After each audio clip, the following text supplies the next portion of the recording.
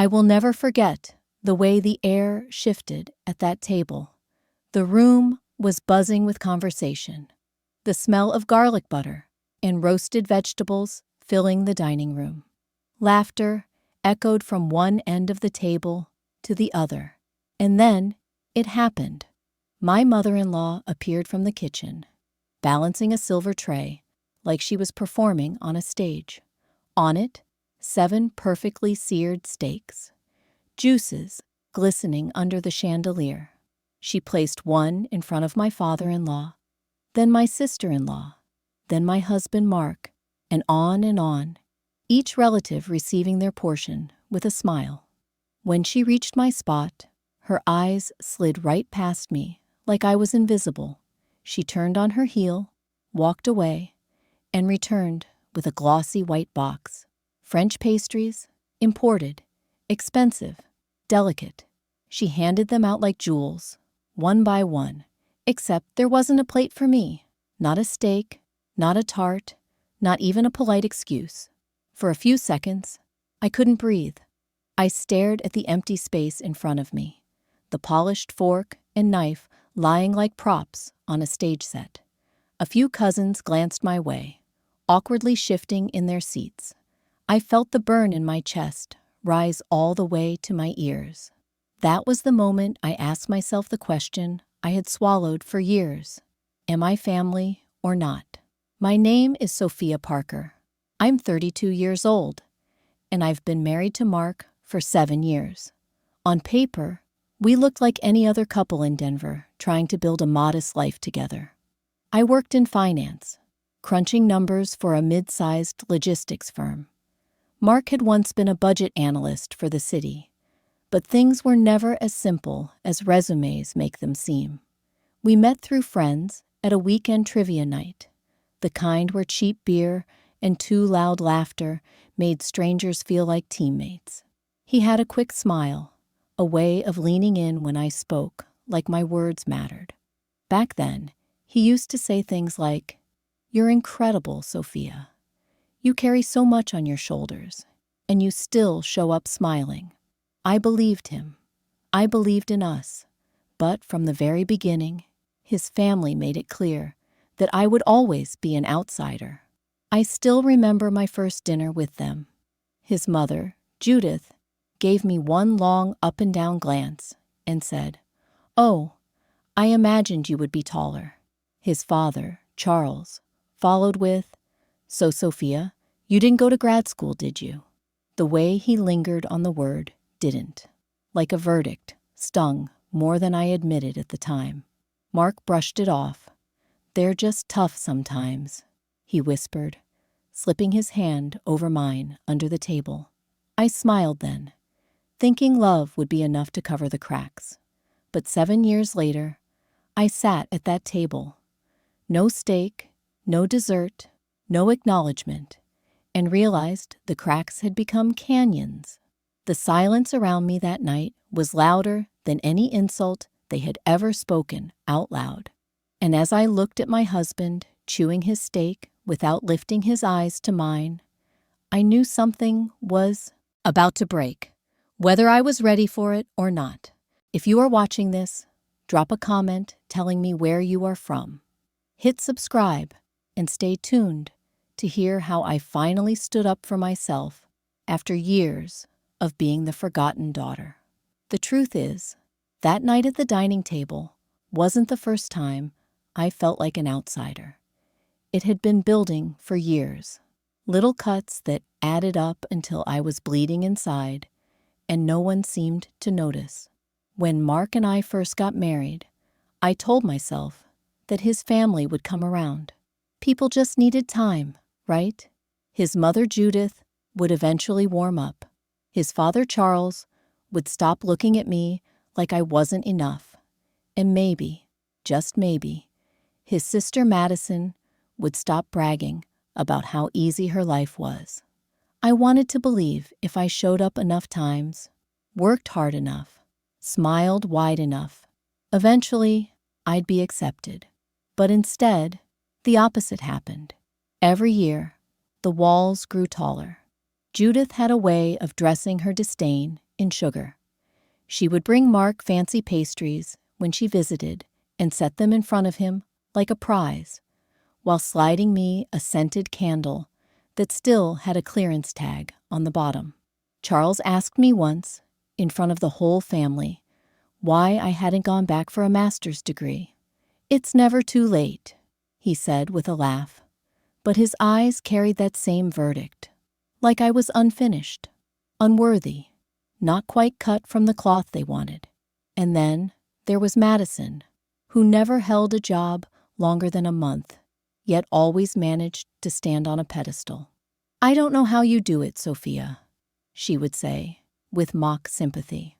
"All that office work, the bills, the grind. I could never. It's just not me." She'd shrug, like her privilege was a lifestyle brand she could afford, and I was foolish for not subscribing. For a while, Mark defended me. He used to put an arm around me and tell them, "She works harder than anyone I know." But slowly, that shield wore thin. His defenses slipped into silence, and silence, I learned, can cut deeper than words. Last summer was the moment I should have seen the truth more clearly. We were supposed to take a family trip to a mountain lodge, a week-long getaway Judith had planned. I packed. I bought groceries for the cabin. I even prepared snacks for the drive. We pulled up to his parents' house, ready to caravan.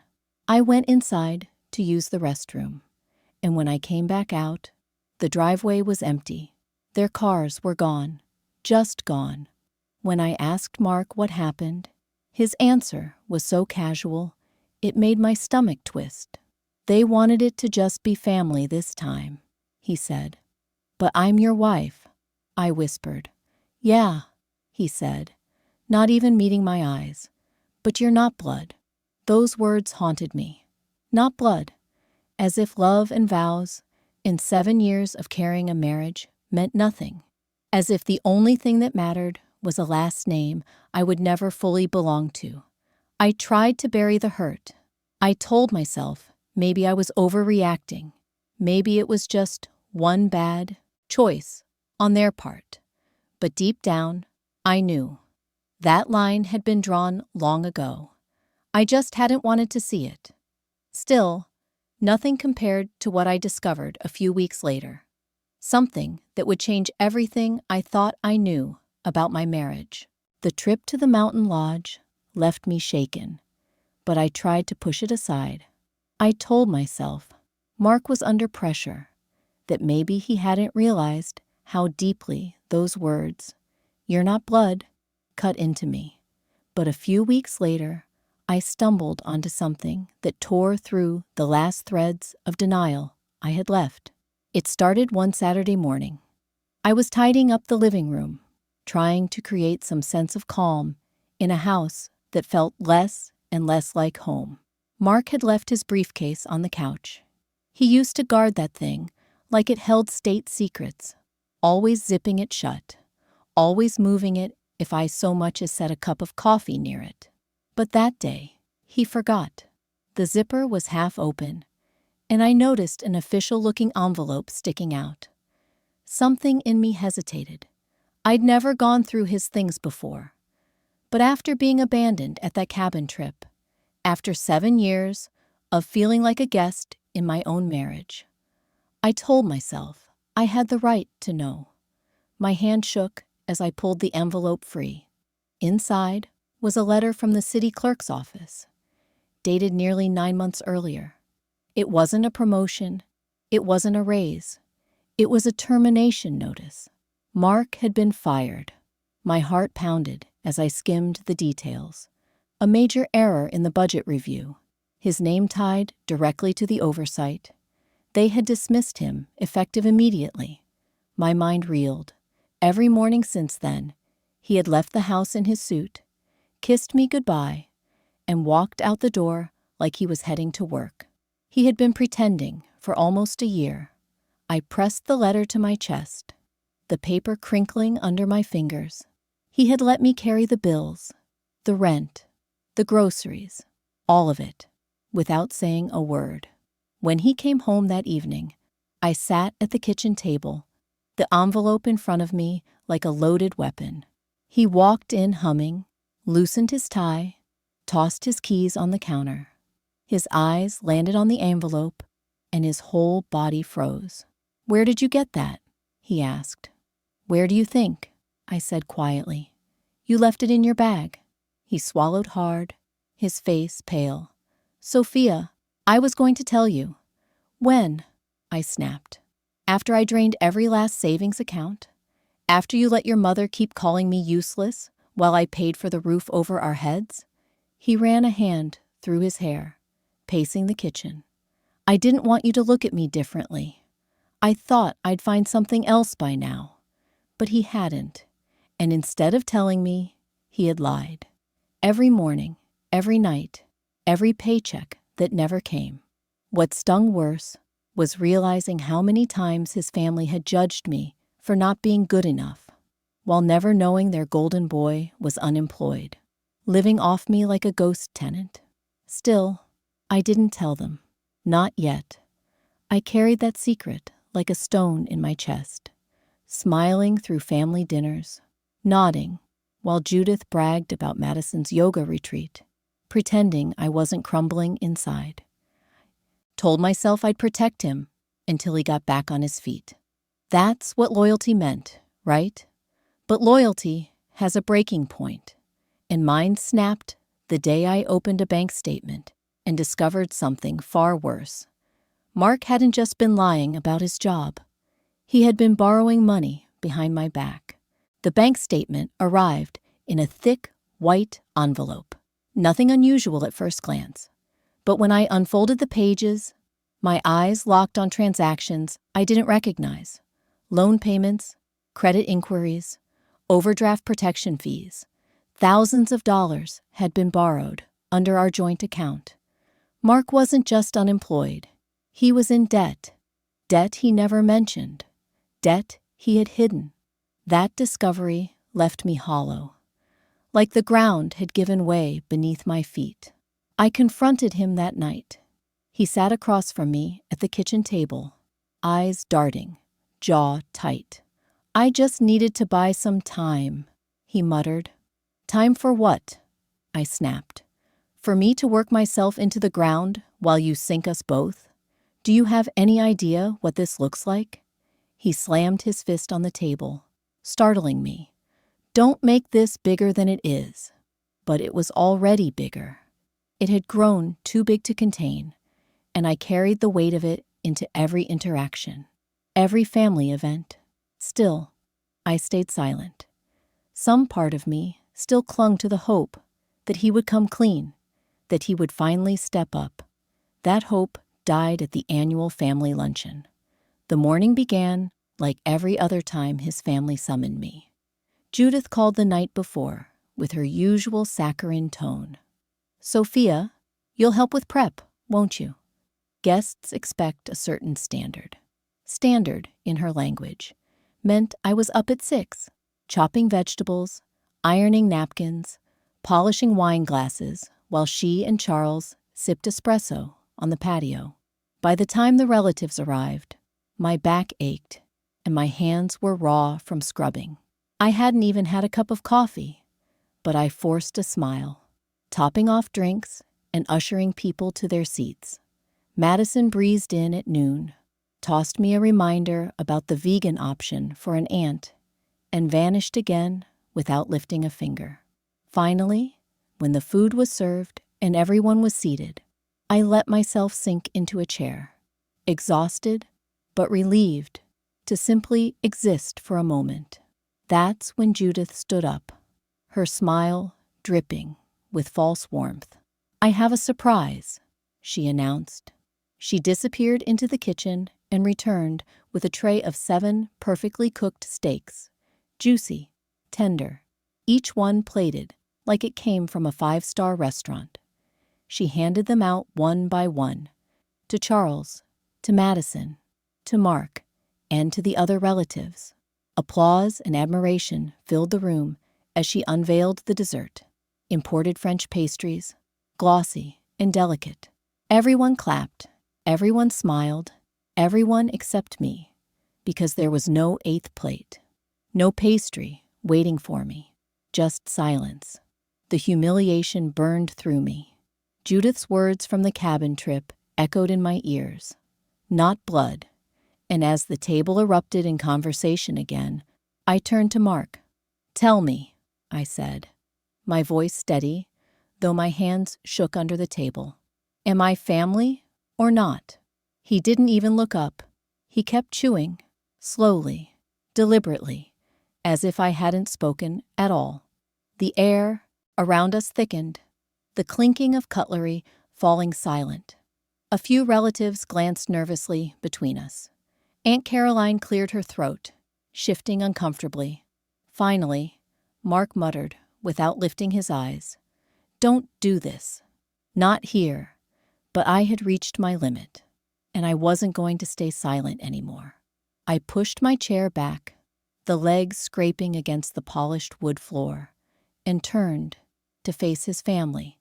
If Mark wouldn't say it, then I would. And what came out of my mouth next shattered the room like glass.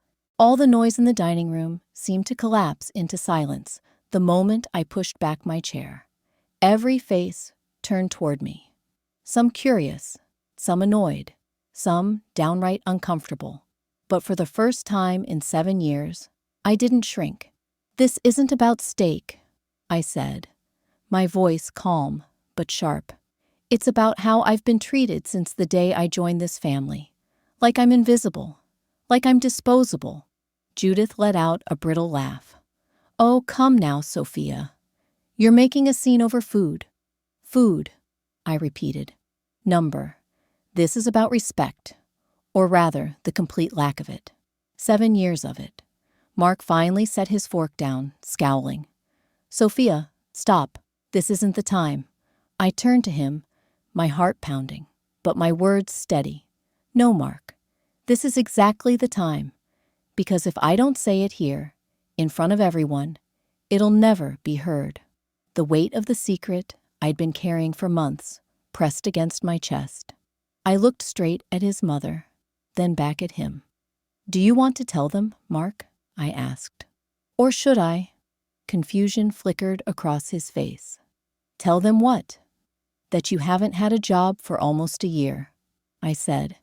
Gasps rippled around the table. A fork clattered to the floor. Madison froze, her fork halfway to her mouth.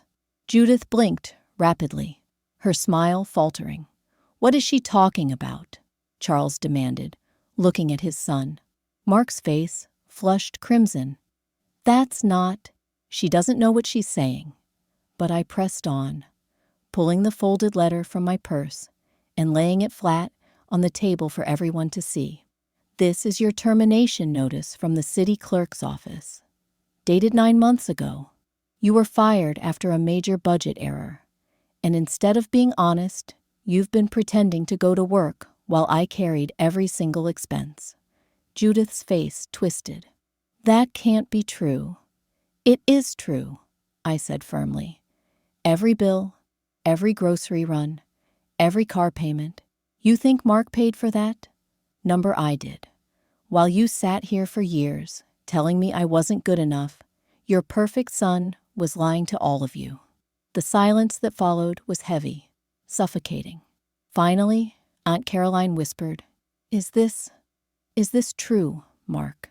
Mark's hands trembled as he pushed back from the table. "This is insane. You're trying to humiliate me." "No," I said, leaning forward. "You humiliated yourself when you let your mother serve everyone but me, when you let her humiliate me for years, while I kept our lives afloat." For a moment, no one spoke. Then Madison scoffed. "You're being dramatic. Maybe if you were more supportive." "Supportive," I cut in sharply. "I've been supporting him financially, emotionally, and in every way possible while he lied to me, and to all of you.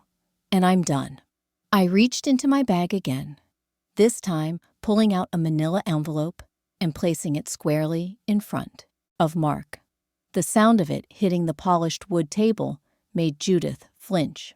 "What's that?" Mark asked, his voice low. Draft separation papers, I said. I've already spoken to an attorney. I'm not waiting for your permission. I deserve better than this. The room froze again. Even Madison stopped mid-breath. And just when I thought the silence couldn't stretch any tighter, Charles, who had barely spoken all night, stood up, his expression unreadable. There's something you don't know about your husband, Sophia, he said slowly. Something you should have learned long before tonight. The blood drained from my face as Charles's words hung in the air. The scrape of his chair against the floor echoed louder than any of the whispers that followed. What do you mean? I asked, my voice tighter than I intended. Charles folded his hands behind his back, pacing slowly. Mark hasn't just been lying to you about his job. He's been lying to all of us. He came to me months ago, asking for money. Said you were the one who couldn't manage finances, that you were overspending. That's why he lost his job, because of the stress you put on him. My mouth went dry. That's not true. But Charles wasn't finished. He borrowed $10,000 from me and another $5,000 from Madison. He said it was to cover debts you ran up. Credit cards, shopping, vacations. Gasps rippled around the table. All eyes snapped to me, some sympathetic, others skeptical. I felt heat rising up my neck, a mix of fury and disbelief. I turned to Mark. You told them I ruined us? Mark's eyes darted, his face slick with sweat. Sophia, I was desperate. They wouldn't understand if I told them the truth. I needed help. I couldn't believe what I was hearing. He hadn't just let his family humiliate me all these years.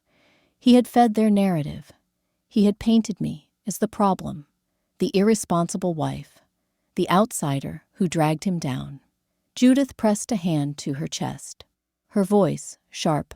So all this time, we thought you were working yourself to the bone, while she jabbed a finger at me, was spending you into the ground. My stomach flipped. They believed it. They actually believed him. No, I said firmly, rising to my feet. Every bill, every receipt, every transfer. I have them all. I paid the rent, the utilities, the groceries. I carried this marriage while he lied to every single one of you. But Madison sneered. Of course you'd say that. You've been dying for attention since you got here. The room spun with judgment, accusations, silence. My hands shook as I shoved the folder of separation papers back toward Mark. You know what? Believe what you want. I don't need to prove anything anymore. I know the truth, and so does he. Mark reached across the table, his voice trembling. Sophia, please, don't do this. Don't leave. We can fix this. Fix. I laughed bitterly. You let your family treat me like dirt while you stabbed me in the back. You made me the villain in a story I never asked to be part of. I grabbed my bag, my chair screeching across the floor as I stood. I'm done. Tonight. The silence was deafening. Even Judith, always quick with a barb, had no words. Charles finally cleared his throat. If you walk out that door, Sophia, don't expect to come back. I met his stare, my voice steady. I'm not the one who should be worried about coming back. I turned toward the door, my pulse thundering. For the first time in years, I felt something sharp and liberating slice through the fog of humiliation. Resolve. But just as I reached the hallway, Mark's voice cracked behind me. If you go now, Sophia, you'll regret it. I swear, you'll regret it. I stopped in my tracks. His tone wasn't pleading anymore. It was a threat. And in that moment, I realized leaving him might not just end a marriage. It might ignite a war. I didn't sleep that night. I lay awake, staring at the ceiling, my mind replaying the look in Mark's eyes when he threatened me. It wasn't grief. It wasn't fear. It was control, slipping through his fingers, and he didn't know how to stop it. By morning, I knew I couldn't stay another day. I packed a suitcase quietly, folding clothes with trembling hands, sliding my laptop and a few personal files into a bag. I had to leave before the walls of that house caved in on me completely. As I zipped up the suitcase, my phone buzzed with an email notification. At first, I ignored it, too focused on escaping. But then, the subject line caught my eye. Promotion offer. Regional Finance Coordinator. I froze. My breath caught in my throat. I opened the email, scanning every line. It was real. A full salary bump, relocation package, and flexible work-from-home options. My company wanted me to step up, to lead, to grow. For the first time in years, someone saw me as more than enough. Tears blurred my vision. Opportunity was waiting, right as my old life crumbled. I was still staring at the screen when Mark appeared in the doorway, his face pale and hollow. "What are you doing?" he asked. I shoved the laptop shut. "I'm leaving, Mark." His eyes flicked to the suitcase. "You're really going through with this?" "I have to," I said. "I can't live like this anymore. I can't live with someone who let his family humiliate me while he lied to all of us." He stepped forward, desperation dripping from his voice. "Sophia, we can figure it out. I'll get another job. I'll make it right." "You've had 9 months," I said sharply. 9 months of lies. 9 months of letting me carry everything. You didn't just lose your job, Mark. You lost me. For a moment, I thought he might break down, that he might finally say something real. But instead, his jaw tightened. "If you walk out that door, you'll regret it. You think you're strong enough to do this alone? You're not. And if you try, I'll make sure everyone sees you for what you really are." I stiffened. "And what's that?" "A quitter," he spat. I stared at him, my heart thundering. "No, Mark, I'm not quitting. I'm surviving." I pulled my suitcase handle and walked past him. He didn't reach out to stop me. He just stood there, shaking, as if the walls he'd built around me were collapsing. But as I stepped outside into the August sun, my phone buzzed again. This time, it wasn't an email. It was a text from an unknown number. "You think you're leaving clean? Think again. Mark isn't the only one who's been keeping secrets." I froze on the porch, the suitcase handle slick in my grip. The text was unsigned, no clue who sent it. I looked back through the open doorway. Mark was standing in the shadows, watching me with a look I couldn't read. For the first time, I wondered if this wasn't just about a broken marriage. Maybe I'd stumbled into something darker, something that wouldn't let me walk away so easily. I stood on the porch with the suitcase handle in my grip, staring at the text message glowing on my phone screen. "You think you're leaving clean? Think again. Mark isn't the only one who's been keeping secrets." The words pressed down on my chest like a weight. My first instinct was to run back inside and demand answers. But I stopped myself. That was the trap, being pulled back into the cycle of lies, manipulation, and humiliation. I had already made my choice. I wasn't turning back.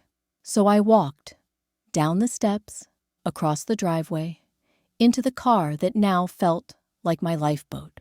I drove without looking in the rearview mirror, even though I could still feel Mark's eyes burning holes through the window as I pulled away.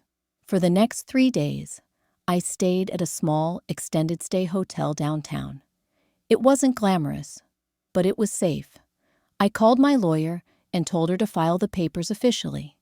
I sent an email to HR, accepting the promotion and relocation offer.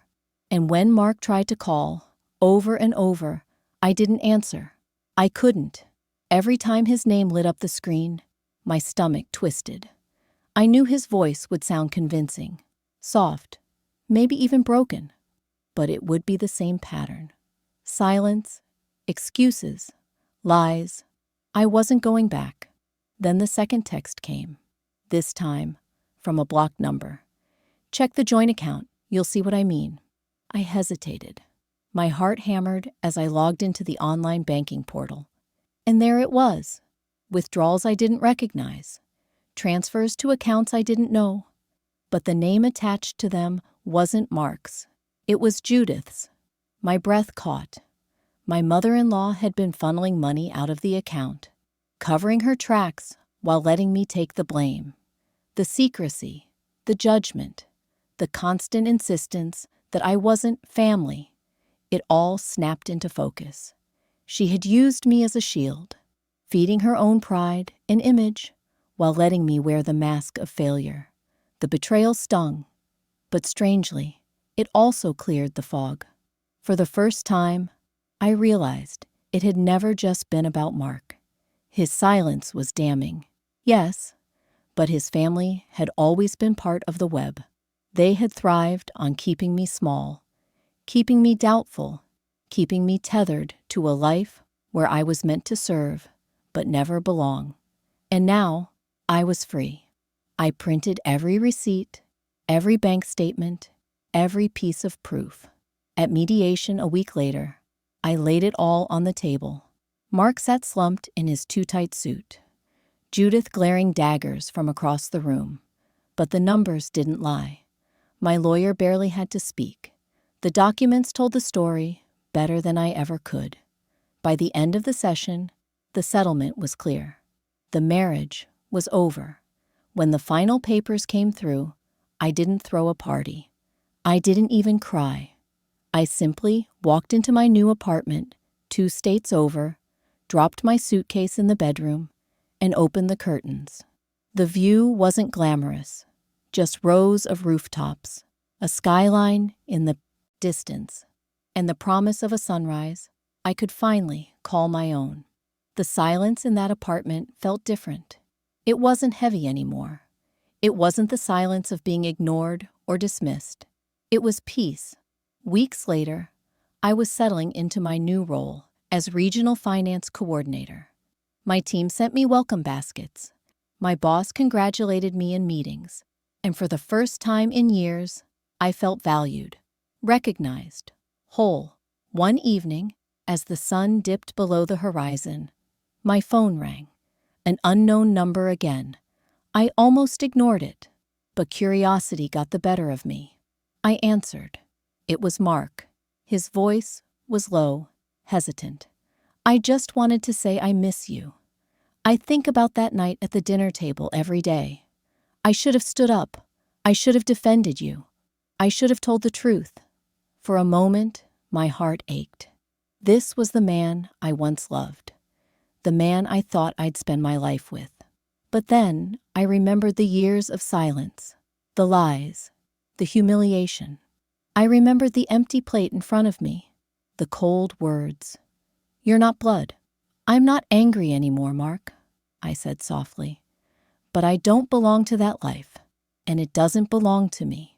There was a pause, then a shaky exhale. So that's it? That's it. I hung up. And for the first time, I didn't feel guilty. I didn't feel broken. I felt free. I stood in my kitchen, watering the basil plant my coworkers had given me as a housewarming gift. I thought about how something so small could still grow, still thrive, if only given enough light and care. And that's when it hit me, the final lesson in all of this. Life isn't about begging for a seat at someone else's table. It's about building your own. It's about surrounding yourself with people who see your worth, who celebrate your presence, who don't make you prove you belong. I had wasted years in silence, years hoping love would be enough. But love without respect is just another kind of prison. So if you take anything from my story, let it be this. Never let anyone convince you that you're disposable. Choose peace over pride. Choose dignity over silence. And above all, choose yourself. Because at the end of the day, that's the only way to step out of the ashes and live a life worth living.